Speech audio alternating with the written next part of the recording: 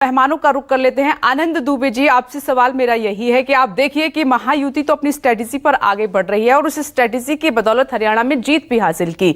अब महाराष्ट्र में भी दोबारा से सत्ता पर काबिज होने के लिए उसी स्ट्रेटेजी पर चुनाव लड़ा जा रहा है। इसकी काट क्या है महाविकास आघाड़ी के पास? विप्रेश जी नमस्ते।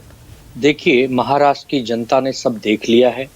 महाराष्ट्र की जनता को पता चल चुका है कि जो लोग महायुति के नाम से सरकार में बैठे हैं ये कितना छलावा करते हैं, कितनी जुमलेबाजी करते हैं।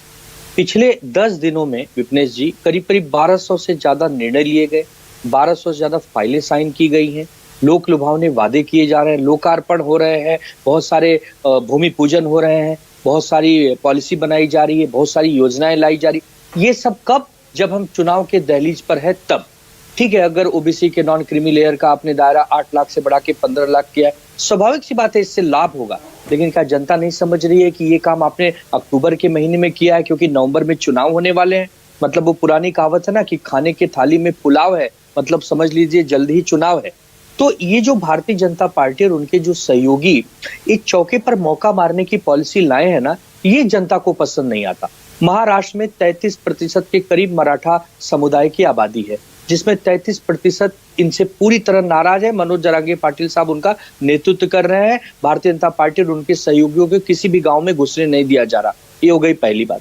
दूसरी बात, करीबन 36 से 38% ओबीसी समुदाय के लोग हैं, पिछले कई महीनों से इसलिए नाराज हैं कि मराठा समाज को उनके बीच में दिए गए आरक्षण के बीच में न घुसाया जाए। उनका जो 27% का आरक्षण है उसमें किसी को एंट्री न दी जाए। अगर किसी को देना है तो 50% की जो सुप्रीम कोर्ट की कैपिंग है उसे तोड़ दीजिए, उसमें आप दीजिए, कोई अड़चन नहीं है। तो ओबीसी समुदाय इनसे बहुत बड़े पैमाने पर नाराज है। उसके बाद जो अल्पसंख्यक है करीबन 11 से 12%, वो तो 100% इनसे नाराज है। उन्होंने लोकसभा के चुनाव में दिखा दिया कि उन्होंने हमें महाविकास आघाड़ी को वोट दिया, तो उसके लिए इन्होंने उनको वोट जिहादी तक कह डाला, तो वो उनसे नाराज है। उसके बाद आदिवासी समाज की बात करें तो महाराष्ट्र में जो 4-5 सीटें आदिवासी समाज के लिए रिजर्व है, उसमें से अगर एक पालघर के अपवाद को छोड़ दें तो बाकी सभी जगह सुपड़ा साफ हो गया, भारतीय जनता पार्टी की करारी हार हो गई।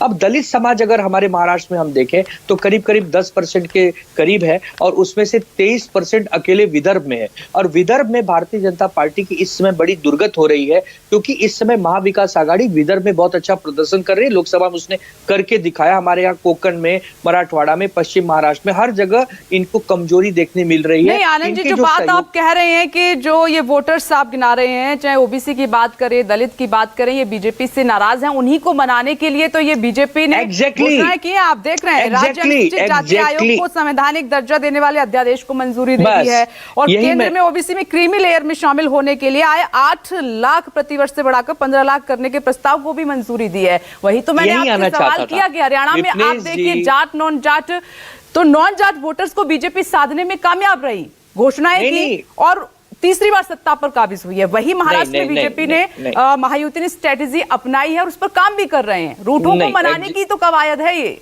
विप्रेश जी एग्जैक्टली मैं आपको यही लाना चाहता था कि रूठों को मनाया जा रहा है, बट कब? जब चुनाव के दहलीज पर आ गए हैं तब।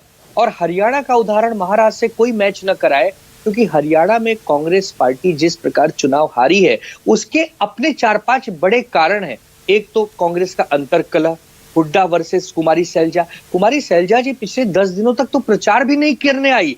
लाख बार टीवी पर हमने सुना कि अरे भैया लगता है बीजेपी में जाएंगी, नाराज हैं, उनको मनाया जा रहा है। एक तो बहुत बड़ा कारण रहा। दूसरा, जो सहयोगी दल थे, जैसे महाविकास आघाड़ी महाराष्ट्र में, वैसे वहां भी एक महाविकास आघाड़ी बनाई जा सकती थी। आम आदमी पार्टी, समाजवादी पार्टी, इतना बड़ा अहिरवाल का बेल्ट है वहां यादवों की इतनी बड़ी आबादी है। अगर समाजवादी के नेता अखिलेश यादव की 1-2 सभा कराई दी गई होती तो फायदा हो जाता। बहुत सारे अलग अलग कारण हैं। कई सीट तो वहां 32 वोट से, कोई सीट 500 वोट से, कोई 2000 वोट से। 17 ऐसी सीटें हैं जहां कांग्रेस अपने बागियों की वजह से आ रही है। तो हरियाणा के चुनाव को महाराष्ट्र से न देखिए। महाराष्ट्र में महाविकास आघाड़ी की एक अपनी ताकत है, शरद पवार साहब का अपना एक कद है, उद्धव बाला साहब ठाकरे जी का अपना एक करिश्मा है, कांग्रेस पार्टी की अपनी संगठन की मजबूती है। तो यहाँ पर महाराष्ट्र में इनको मुंह की खानी पड़ेगी। जनता यही इनसे सवाल पूछ रही है कि अगर आपको हमारे बारे में, हमारे कल्याण के बारे में सोचना था तो आपने 2, 4, 6, 8 महीना पहले ये करना चाहिए था, जब चुनाव का किसी भी समय आचार संहिता लग सकता है, चुनावी बिगुल बच सकता है। ठीक है महेश जी, ये